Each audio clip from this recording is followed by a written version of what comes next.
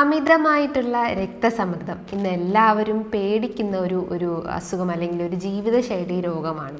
നമുക്ക് ഭക്ഷണത്തിൽ തന്നെ ഒരുപാട് മാറ്റങ്ങൾ വരുത്തി കഴിഞ്ഞാൽ തന്നെ നമുക്ക് ഈ അമിതമായിട്ടുള്ള രക്തസമ്മർദ്ദം കൺട്രോൾ ചെയ്യാൻ പറ്റുന്നതാണ്. അപ്പോൾ ഇന്നത്തെ വീഡിയോയിലൂടെ നമുക്ക് ഈ അമിതമായിട്ടുള്ള രക്തസമ്മർദ്ദം അതിൻ്റെ കാരണങ്ങളും അതേപോലെ തന്നെ അതിൻ്റെ ലക്ഷണങ്ങൾ എന്തൊക്കെയാണ്, അതേപോലെ അതിൻ്റെ മാനേജ്മെൻറ്റ് സൈഡ്, അതായത് എങ്ങനെ നമുക്കതിനെ ഡയറ്റിലൂടെയും വർക്കൗട്ട്സിലൂടെയും മാനേജ് ചെയ്യാമെന്നൊന്ന് ഈ വീഡിയോയിലൂടെ ഡിസ്കസ് ചെയ്യാം.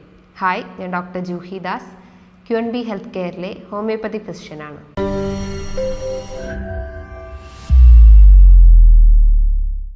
അമിതമായിട്ടുള്ള ഈ ഒരു രക്തസമ്മർദ്ദം, അതായത് ജീവിതശൈലി രോഗത്തിൻ്റെ ഏറ്റവും സെക്കൻഡ് പ്ലേസിൽ നിൽക്കുന്ന ഒന്നാണ് ഈ ഹൈപ്പർ ടെൻഷൻ എന്ന് പറയുന്നത്. പലരും ഇന്ന് കാലങ്ങളായിട്ട് ഈ ഒരു ഹൈപ്പർ ടെൻഷൻസിന് മെഡിസിൻസ് കഴിച്ചുകൊണ്ടിരിക്കുന്നത്. പക്ഷേ ഞാൻ കണ്ടിട്ടുള്ള ഒരു പേഷ്യൻസിലൊക്കെ കാണുന്ന ഒരു പ്രവണത എന്ന് പറയുന്നത്, പലരും ഈ മെഡിസിൻസ് കഴിക്കും, BP കൂടുമ്പോൾ അത് കഴിക്കും, BP ഒന്ന് നോർമലായി കഴിഞ്ഞാൽ ആ മെഡിസിൻസ് സ്റ്റോപ്പ് ചെയ്യുന്നു, പിന്നെ എഗെയിൻ അവർ സെൽഫായിട്ട് ആ മെഡിസിൻസ് കഴിച്ചുകൊണ്ടിരിക്കുന്നു.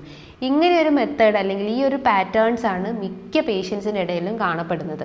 എന്നാൽ നിങ്ങൾ ഈ ഒരു മെത്തേഡ്സ് ഫോളോ ചെയ്ത് കഴിഞ്ഞാൽ അത് പിന്നീട് സിവിയർ കോംപ്ലിക്കേഷൻസിലേക്കായിരിക്കും ലീഡ് ചെയ്യുന്നുണ്ടാവുക.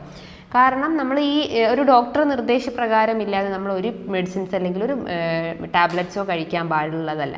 അപ്പോൾ ഈ എസ്പെഷ്യലി ഈ ഹൈപ്പർ ടെൻഷൻ കേസസിലൊക്കെ ആയാലും നമ്മളൊരു ഡോക്ടർ നിർദ്ദേശപ്രകാരം മാത്രം നിങ്ങൾ ഈ മെഡിസിൻസ് കഴിക്കേണ്ടതും, അതേപോലെ തന്നെ ആ ഡോക്ടർ പറയുന്ന ആ ഒരു ടൈമിങ്ങിൽ മാത്രമേ നിങ്ങൾ ആ മെഡിസിൻസ് സ്റ്റോപ്പ് ചെയ്യാൻ പാടുള്ളൂ. ഇനി നിങ്ങൾ ഈ ഹൈപ്പർ ടെൻഷൻസിൻ്റെ കാരണങ്ങൾ നമുക്കൊന്ന് നോക്കാം. നമ്മുടെ ഭക്ഷണ രീതികൾ തന്നെയാണ് മെയിനായിട്ടും ഇതിലേക്ക് കോൺട്രിബ്യൂട്ട് ചെയ്യുന്നത്. ഭക്ഷണ രീതികൾ എന്ന് പറയുമ്പം ഒന്നാമത് കൃത്യ ടൈമിങ്ങിൽ ആരും ഇന്ന് ഫുഡ് കഴിക്കുന്നില്ല. ബ്രേക്ക്ഫാസ്റ്റ് ആണെങ്കിൽ അതൊരു 11 മണിക്ക്, ഉച്ചഭക്ഷണമാണെങ്കിൽ വൈകിട്ട് ഒരു 3 മണി 4 മണിക്ക്, അങ്ങനെ ഒരു ഡിസോർഡേർഡ് ടൈമാണ് നമ്മളെ ഭക്ഷണ രീതിയിൽ നമ്മൾ കൊണ്ടുപോകുന്നത്. അപ്പോൾ നമ്മൾ ഭക്ഷണം കഴിക്കേണ്ട ഒരു ടൈമിംഗ് എന്ന് പറയുമ്പോൾ അറ്റ്ലീസ്റ്റ് മോർണിംഗ് ബ്രേക്ക്ഫാസ്റ്റ് ഒരു 7 to 8 o'clock ഉള്ളിൽ ബ്രേക്ക്ഫാസ്റ്റ് കഴിക്കണം. അതേപോലെ ഉച്ച സമയത്ത് ഒരു 1 മണി മുതൽ 2 മണീൻ്റെ ഉള്ളിൽ ലഞ്ച് ടൈം മെയിൻറ്റെയിൻ ചെയ്യണം.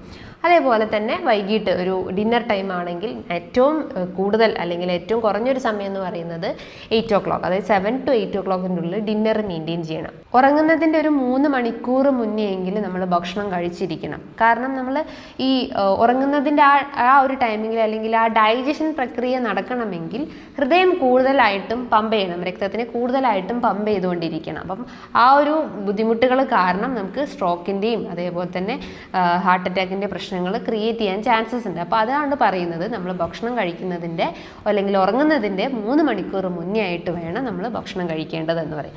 അതേപോലെ നിങ്ങൾ ഭക്ഷണത്തിൽ കൂടുതൽ ഓയിലി ആയിട്ടുള്ള ഭക്ഷണങ്ങൾ, കൂടുതൽ പ്രോസസ്സ് ചെയ്തിട്ടുള്ള ഭക്ഷണങ്ങളൊക്കെ അമിതമായിട്ട് കഴിച്ചുകൊണ്ടിരിക്കുമ്പം രക്തക്കുഴലുകൾ വീക്കാവുകയും അത് സർക്കുലേഷൻസ് സ്ലോ ആവുകയും അങ്ങനെ ഈ ഹൈപ്പർ ടെൻഷൻ പ്രശ്നങ്ങൾ ക്രിയേറ്റ് ചെയ്യുന്നുണ്ട്.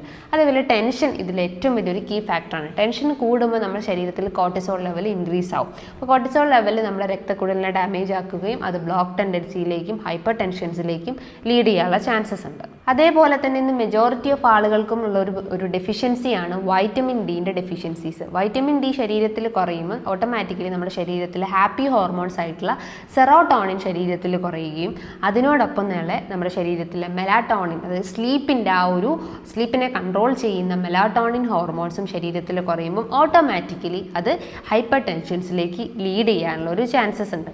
അതേപോലെ തന്നെ അമിതമായിട്ട് ശരീരഭാരമുള്ള ആളുകൾ അല്ലെങ്കിൽ കൂടുതൽ കലോറി അടങ്ങിയിട്ടുള്ള ഭക്ഷണങ്ങളൊക്കെ കഴിക്കുമ്പം ശരീരഭാരം കൂടുകയും അങ്ങനെ ഹൈപ്പർ ടെൻഷൻസിലേക്ക് ലീഡ് ചെയ്യാനുള്ള ചാൻസസ് ഉണ്ട്. ഇൻസുലിൻ റെസിസ്റ്റൻസിൻ്റെ ഭാഗമായിട്ട് രക്തക്കുഴലിലേക്ക് കൃത്യമായിട്ടുള്ള സർക്കുലേഷൻസ് എത്താതെ വരികയും അത് പിന്നീട് സ്ട്രോക്കിൻ്റെ പ്രശ്നങ്ങളും ഹൃദയാഘാതത്തിൻ്റെ പ്രശ്നങ്ങളും പാരാലിസിസിലേക്കൊക്കെ എത്താനുള്ളൊരു ചാൻസസ് ഉണ്ട്. ഇനി ഈ ഒരു ഹൈപ്പർ ടെൻഷൻ കണ്ടീഷൻസ് വന്നതിന് ശരീരം പല രീതിയിലുള്ള ലക്ഷണങ്ങൾ കാണിക്കും. അമിതമായിട്ടുള്ള ക്ഷീണം, അമിതമായിട്ടുള്ള തലവേദന, എസ്പെഷ്യലി ഈ ഒരു ഓസിപിറ്റൽ റീജിയൻസിൽ കൂടുതൽ തലയുടെ പിൻഭാഗത്തൊക്കെ ആയിട്ടൊരു തരിപ്പ്, പെരിപ്പ്, മരവിപ്പ്, ഈ ഒരു ഫോമിലായിരിക്കും ഒരുവിധം ആളുകളൊക്കെ പറയാറുണ്ടാവുക. അതേപോലെ തന്നെ ചില ആളുകൾക്ക് ഓക്കാനം, ഛർദി പോലെ വരാവുന്നതാണ്, അമിതമായിട്ടുള്ള ക്ഷീണം രൂപപ്പെടാവുന്നതാണ്, ശരീരം മുഴുവനായിട്ട് വേദന കാണപ്പെടാവുന്നതാണ്, കാലുകൾക്കൊക്കെ ചില കേസസിൽ നീര് വെക്കാനുള്ള ചാൻസസ് ഉണ്ട്, ഹൃദയത്തിന് ഹൃദയത്തിൻ്റെ മിടിപ്പ് കൂടുക, ബ്രീത്തിങ് ഡിഫിക്കൽട്ടി ഉണ്ടാവുക, ശരീരം കംപ്ലീറ്റ് ആയിട്ട് സ്വെറ്റ് ആവുന്ന പ്രശ്നങ്ങൾ, അങ്ങനത്തെ ഒരു ലക്ഷണങ്ങൾ കാണിക്കുകയാണെങ്കിൽ നിങ്ങൾ നിർബന്ധമായിട്ടും അറ്റ്ലീസ്റ്റ് വീക്ക്ലി വൺസ് എങ്കിലും നിങ്ങൾ BP ഒന്ന് മോണിറ്റർ ചെയ്യുന്നുണ്ട്. അതോടൊപ്പം തന്നെ കൃത്യമായിട്ടുള്ള മെഡിസിൻസും ഫോളോ ചെയ്യേണ്ടതുണ്ട്. ഇനി നിങ്ങളെ ഭക്ഷണ രീതികൾ ശ്രദ്ധിക്കുമ്പം അത്യാവശ്യം നിങ്ങളുടെ ഭക്ഷണത്തിൽ വെജിറ്റബിൾസ് ഉൾപ്പെടുത്താൻ ശ്രമിക്കുക. എസ്പെഷ്യലി ലീഫി വെജിറ്റബിൾസ് ഒക്കെ നല്ലപോലെ ഉൾപ്പെടുത്താൻ ശ്രമിക്കുക. ചീര, മുരിങ്ങയില, തഴുതാമയൊക്കെ നല്ലപോലെ കഴിക്കാൻ ശ്രമിക്കുക. ഫ്രൂട്ട്സും വെജിറ്റബിൾസും, ഫൈബർ റിച്ച് ആയിട്ടുള്ള ഫ്രൂട്ട്സും വെജിറ്റബിൾസും നല്ലപോലെ കഴിക്കുക. പേരക്ക, ഓറഞ്ച്, മൊസംബി, ആപ്പിള്, പൊമോഗ്രാനൈറ്റ്, അതേപോലെ ബനാന, അതായത് ഈ മസിൽ ക്രാംസ് കുറയ്ക്കാനും ഹൈപ്പർ ടെൻഷൻ കൺട്രോൾ ചെയ്യാനൊക്കെ ഏറ്റവും ബെസ്റ്റ് ആയിട്ടുള്ള ഒന്ന് തന്നെയാണ് ബനാന, നേന്ത്രപ്പഴം ഡെയിലി ബേസിസിൽ കഴിക്കാം. എന്നാൽ ഷുഗർ പേഷ്യൻസിന് കഴിക്കാൻ പറ്റുമോ എന്ന് ചോദിച്ചു കഴിഞ്ഞാൽ അവർക്ക് കഴിക്കാം. അധികം പഴുക്കാത്ത നേന്ത്രപ്പഴം കഴിക്കുന്നതാണ് കുറച്ചുകൂടി ബെറ്റർ ആയിട്ടുള്ളത്. അതേപോലെ നിങ്ങൾ ഭക്ഷണത്തിൽ നിന്നും റെഡ് മീറ്റ് പരമാവധി കുറച്ച് കൊണ്ടുവരാൻ ശ്രമിക്കുക. ഈ പോർക്ക്, ബീഫ്, മട്ടൺ അതൊക്കെ പരമാവധി കുറയ്ക്കാൻ ശ്രമിക്കുക. ഹെൽത്തി പ്രോട്ടീൻസ് നല്ലപോലെ കഴിക്കുക. പ്രോട്ടീൻസ് എന്ന് പറയുമ്പോൾ പയറുവർഗ്ഗങ്ങളൊക്കെ ഒരു മിനിമം രീതിയിൽ നിങ്ങളുടെ ഭക്ഷണത്തിൽ ഉൾപ്പെടുത്താവുന്നതാണ്. സാൾട്ടിൻ്റെ ഇൻടേക്ക് പരമാവധി കുറയ്ക്കുക. ഡെയിലി ബേസിസിൽ സാൾട്ട് എടുക്കുകയാണെങ്കിൽ ഏറ്റവും മിനിമം ഒരു 2 gram per day ആണ് നമ്മൾ നോർമലി ICMR അല്ലെങ്കിൽ ന്യൂട്രീഷ്യൻസിറ്റൊക്കെ റെക്കമെൻഡ് ചെയ്യാറ്. അതേപോലെ തന്നെ നിങ്ങളെ ഭക്ഷണത്തിൽ നിന്നും ഷുഗറിൻ്റെ ഇൻടേക്ക് പരമാവധി കുറച്ച് കൊണ്ടുവരാൻ ശ്രമിക്കുക. ഷുഗർ എന്ന് പറയുമ്പോൾ ജസ്റ്റ് ചായ, കാപ്പിയിലൊക്കെ ഇടുന്ന പഞ്ചസാര മാത്രമല്ല, നിങ്ങൾ ഡെയിലി കഴിക്കുന്ന ഈ ബിസ്ക്കറ്റിലും ഐസ്ക്രീംസിലും പേസ്ട്രീസിലും ഒക്കെ ധാരാളം ഷുഗർ അടങ്ങിയിട്ടുണ്ട്. എസ്പെഷ്യലി ആർട്ടിഫിഷ്യൽ സ്വീറ്റ്നസ് ആഡ് ചെയ്തിട്ടുണ്ട്. അപ്പോൾ അതിൻ്റെയൊക്കെ ഇൻടേക്ക് പരമാവധി കുറച്ച് കൊണ്ടുവരാൻ ശ്രമിക്കുക. അത്യാവശ്യം നല്ല ഫ്രൂട്ട്സും വെജിറ്റബിൾസ്, അതേപോലെ തന്നെ ചെറിയ മത്സ്യങ്ങളൊക്കെ നല്ലപോലെ കഴിക്കാൻ ശ്രമിക്കുക. എസ്പെഷ്യലി അയല, മത്തി, നെത്തോലി പോലെ ചെറിയ ചെറിയ മത്സ്യങ്ങളൊക്കെ കഴിക്കാൻ ശ്രമിക്കുക. ഓയിൽ പ്രൊഡക്ട്സ് അല്ലെങ്കിൽ ഓയിൽ കൂടുതലായിട്ടുള്ള ഭക്ഷണങ്ങളൊക്കെ പരമാവധി കുറയ്ക്കുക. യൂസ് ചെയ്യുമ്പം കോക്കനട്ട് ഓയിലോ അല്ലെങ്കിൽ ഒലിവ് ഓയിലൊക്കെ പ്രിഫർ ചെയ്യാൻ ശ്രമിക്കുക. അതേപോലെ തന്നെ ഹൈപ്പർ ടെൻഷൻ കണ്ടീഷൻസിൽ അല്ലെങ്കിൽ BP ഫ്ലക്ച്വേറ്റ് ചെയ്തുകൊണ്ടിരിക്കുന്ന കേസസിൽ നമ്മൾ ചില വൈറ്റമിൻസും ഉൾപ്പെടുത്തേണ്ടതുണ്ട്. Especially vitamin D, vitamin A, vitamin C, vitamin K ഇതൊക്കെയാണ് ബേസിക് ആയിട്ടും ഈ ഹൈപ്പർ ടെൻസീവ് പേഷ്യൻസ് ശ്രദ്ധിക്കേണ്ട അല്ലെങ്കിൽ ഉൾപ്പെടുത്തേണ്ട വൈറ്റമിൻസ് എന്ന് പറയുന്നത്. വൈറ്റമിൻ D എന്ന് പറയുമ്പം നിങ്ങൾക്ക് അത്യാവശ്യം വെയിൽ കൊള്ളാവുന്നതാണ്. ഡയറി പ്രൊഡക്ട്സ്, പാലുൽപ്പന്നങ്ങളൊക്കെ കഴിക്കാവുന്നതാണ്. മഷ്റൂംസ് ഒക്കെ കഴിക്കാവുന്നതാണ്. ഇനിയിപ്പോൾ വൈറ്റമിൻ K എന്ന് പറയുമ്പം ഏറ്റവും കൂടുതൽ ഈ ഫ്രൂട്ട്സിൽ കാണപ്പെടാവുന്നതാണ്. ലീഫി വെജിറ്റബിൾസിൽ കാണപ്പെടുന്നുണ്ട്. അതേപോലെ തന്നെ പയറുവർഗ്ഗങ്ങളിലൊക്കെ വൈറ്റമിൻ K അടങ്ങിയിട്ടുണ്ട്. വൈറ്റമിൻ B എന്ന് പറയുമ്പോൾ എസ്പെഷ്യലി ഈ നോൺ വെജ് ഫുഡ് ഐറ്റംസിൽ, അതേപോലെ തന്നെ വെജിൻ്റെ കേസ് നോക്കുകയാണെങ്കിൽ പയറുവർഗ്ഗങ്ങളിലൊക്കെ ഈ വൈറ്റമിൻ B അടങ്ങിയിട്ടുണ്ട്. വൈറ്റമിൻ C എന്ന് പറയുമ്പം ഈ ആൻറ്റി ഓക്സിഡൻസ് റിച്ച് ആയതുകൊണ്ട് തന്നെ ഡെയിലി ബേസിസിൽ നിങ്ങൾക്ക് നെല്ലിക്കൊക്കെ കഴിക്കാവുന്നതാണ്. അതേപോലെ ഓറഞ്ചും മൊസംബിയൊക്കെ ഡെയിലി ബേസിസിൽ കഴിക്കാവുന്നതാണ്. അപ്പോൾ ഈ ഒരു വൈറ്റമിൻസ് ഒക്കെ നിർബന്ധമായിട്ട് നിങ്ങളുടെ ഭക്ഷണത്തിൽ ഉൾപ്പെടുത്താവുന്നതാണ്. നിങ്ങൾക്ക് സപ്ലിമെൻറ്റ്സ് ഒക്കെ കഴിക്കേണ്ടതുണ്ടെങ്കിൽ നിങ്ങളൊരു ഡോക്ടർ നിർദ്ദേശപ്രകാരം കഴിക്കാൻ ശ്രമിക്കുക. സെൽഫായിട്ടുള്ള മെഡിക്കേഷൻസ് പരമാവധി കുറച്ചെടുക്കാൻ ശ്രമിക്കുക.